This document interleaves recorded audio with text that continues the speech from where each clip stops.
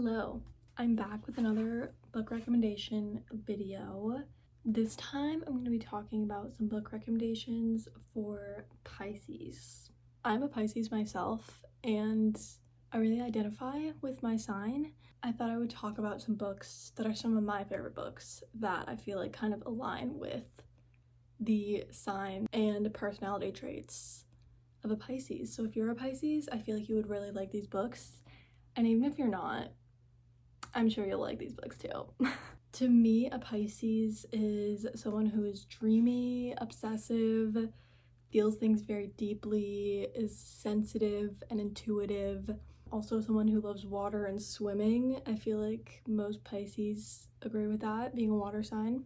All of these books I feel like encapsulate that energy. The characters do, or just the writing style. They're probably like more emotional books, and they have all of these or some of these traits and characteristics. So if you're a Pisces, definitely read these.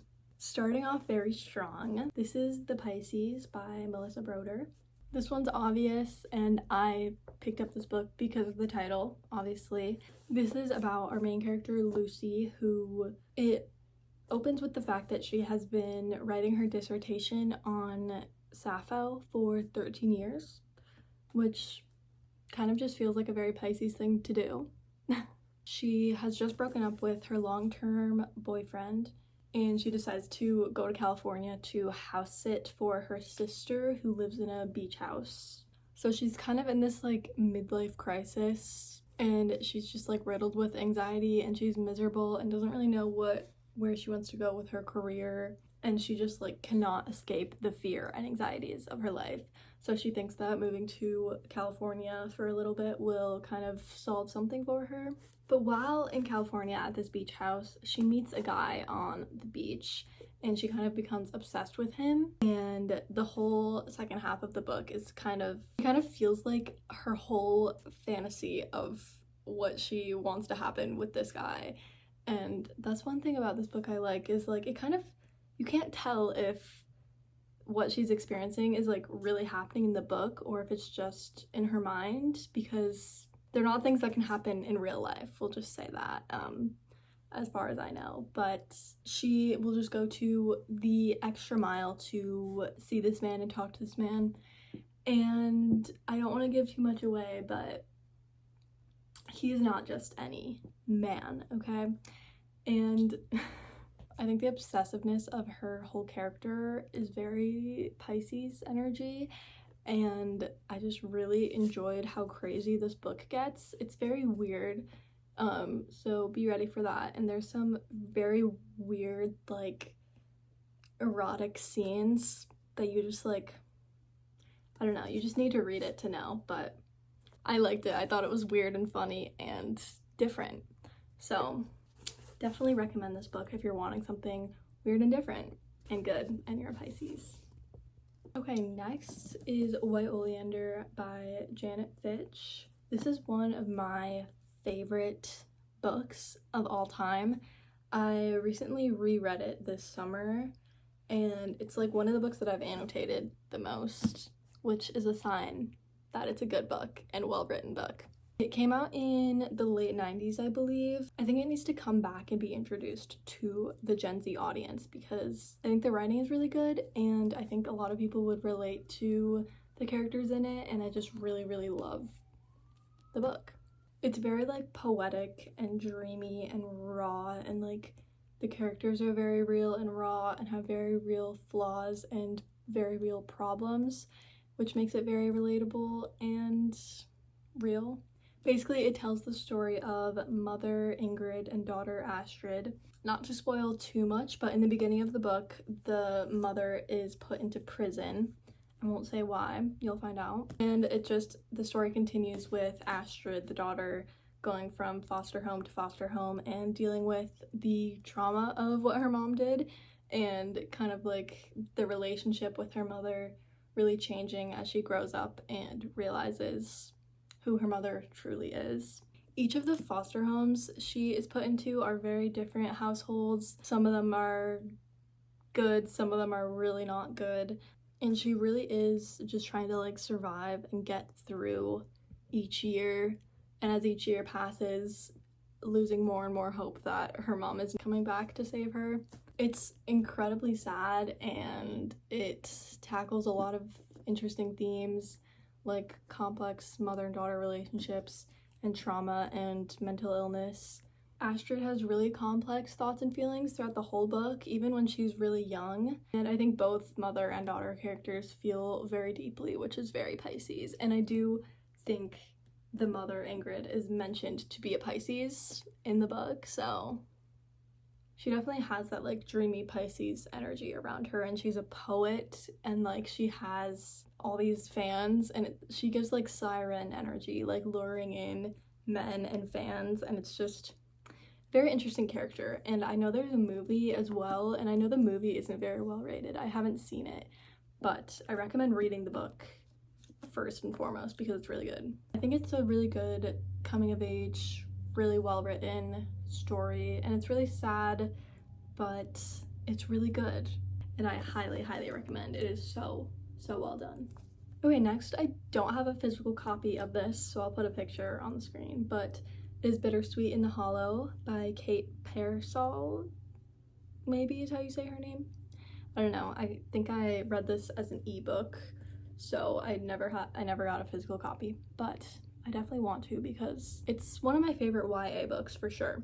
Since it's YA, it's definitely more lighthearted and cute, and it has a witchy vibe to it, which I really like. It follows a family of witches that live in the Appalachian Mountains. It focuses on our main character, Lyndon, and she's in a family with a lot of sisters, and all of the sisters have a special power.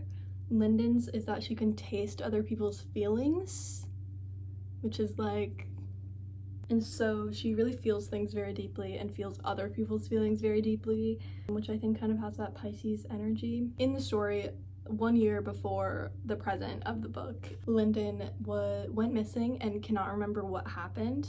And so in the current day of the story, another girl has gone missing, and Lyndon and her sisters are trying to figure out what happened to her. There are theories of the moth-winged man being involved. They don't call him the Mothman, they call him the moth-winged man in the story. But this has a lot of fantasy in it, a little bit of horror, but still is pretty silly just because it is YA. I still really liked it. I really liked all the characters in it, and there's a little bit of romance in it as well, and also just a whole lot of Lyndon feeling a lot of different things and a lot of other people's feelings, which is so real. I loved it. It's very fun and witchy and very cute, and I highly recommend it if you want a fun YA read. Okay, next book is one of my favorite books of all time, and that is Normal People by Sally Rooney. Sally Rooney actually is a Pisces, so I feel confident recommending this, and she just has this way of writing that's very, like, her characters are very real and thought out, and they all feel very deep feelings. Sally Rooney really expresses that very well in the book. And I know this is a really popular one as well, so if you haven't read it, this is your sign to read it now because it is worth the hype, I think, at least. This is the book that really got me into literary fiction when I was younger. So if you don't already know, this focuses on two main characters, Connell and Marianne, who meet each other in high school. They're kind of complete opposites in high school. Connell is very outgoing and has a really big group of friends, and Marianne is really quiet and doesn't really talk to anyone. Connell's mom works for Marianne's family, so they kind of know each other through that and start meeting through that. But they really are keeping it a secret within their high school because they're kind of embarrassed that people will make fun of them because they're so different. So both the characters are kind of in two separate social groups and two separate financial situations as well, which makes them kind of feel different from each other and adds to the embarrassment of like being seen together within the high school. The whole book kind of shows them going in and out of each other's lives. They end up going to the same college and seeing each other again there. So it's kind of it spans years of them connecting, not connecting, being friends and not friends, dating and not dating, and they're just trying to figure out who they are and how they fit into each other's lives. It is just so beautifully written, and I really love Sally Rooney's writing. This is another book that I really annotated a lot of, and I think it's such a great romance book without being a romance. It's still so focused on the characters and their feelings and their lives, and I really liked it and really recommend because it is very emotional, and the characters are very sensitive and emotional, and it is so good. Like literally, like the last page of this book, I literally have so much writing on it. Don't want you to read too much of that, but I just love this book so much. And the show is really good too. I think you should read the book first, but you should watch the show after. It's really good. Okay, next is Young Mungo by Douglas Stewart. I think Douglas Stewart is an incredibly talented author, especially in literary fiction. He kind of dominates that category for sure. All of his books do so well. And this is a classic, sad, queer literary fiction story. It's set in Glasgow? Set in Glasgow in the 90s, and it focuses on two young boys, Mungo and James. Mungo is from a Christian family and James is from a Catholic family, and in their town they're really not supposed to be seen with each other or like each other. They're kind of supposed to be enemies, but despite this they become friends and become really close and kind of dream of running away with each other and being somewhere where they feel like they actually belong because they feel so out of place in their town. But then Mungo's mom sends him on a fishing trip with two strange men and Mungo has to figure out how to get back with James basically, and how they will plan to run away together. It's very sad and very introspective and well written. The author has such a way of writing that is very just well thought out and beautiful and makes sad things so interesting. But it is very well written, and I really loved Mungo and James's relationship throughout the book, and it is really good and I highly recommend this one. Next is another YA, and that is Aristotle and Dante Discover the Secrets of the Universe. Such a long title, by Benjamin Alaris. I'm not even going to try to pronounce this one. You can see the author's name. This is also a really popular one, so I'm sure you've heard of it. It's won all these awards, I guess. Anyways, I read this a long time ago, so I really had to jog my memory on what it's about. I really liked it, and it was on my staff picks for the entirety that I worked at the bookstore I worked at, so I think that says a lot about the book. It's the story of two 15-year-old boys, Dante and Aristotle, or Ari, who are very different. They find each other at just the right time in their lives. Dante is teaching Ari how to swim. Dante is also obsessed with poetry and art, and Ari is kind of like a angry teenage boy, so they're kind of teaching each other a lot, and Dante is teaching Ari how to be more calm. Them meeting kind of helps each other define who they really want to be in such a confusing time of each of their lives. They're both dealing with a lot of different outside factors within their families. It's a story of friendship and coming of age, and I really love their relationship throughout the book and how it grows. I know there's a sequel to this book too, which I have not read, but let me know if you've read it and if it's good. But Dante is very dreamy and obviously loves poetry and stuff, and he kind of just gives like Pisces energy to me. I don't know if he is, but he gives it. I loved this book, and I really highly recommend this if you want a good, well-written YA. It's very good, and the chapters are short, so I really flew through it. It's very good. Okay, lastly, maybe the most Pisces book of all time is Chlorine by Jade Song.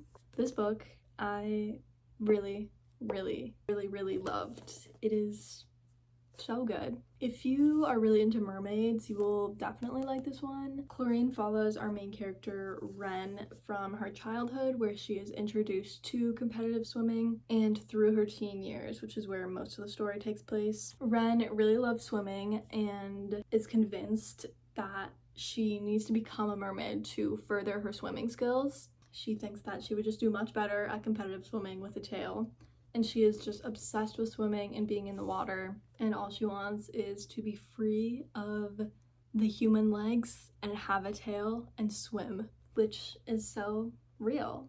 I want that too sometimes. It's a coming of age story about obsession and mermaids and queerness. That's on Period. The obvious Pisces themes are the mermaidness, of course, and the water. I feel like all Pisces I know feel very connected to like water and swimming, so it just feels so that energy. I also related to a lot of the different themes in this book. She feels really like separated from the rest of people in her grade at school and stuff, and I love her character and I love this book. It's really good. So definitely recommend reading this one. That was all of the books I had to share today. I hope you enjoyed. I hope you want to read some of those now, and I hope you have ideas if you're a Pisces or for books for your Pisces friends. Let me know if you've read any of these and your thoughts in the comments, or if you have any recommendations for me. I hope you enjoyed the video, and I'll see you next time. Bye.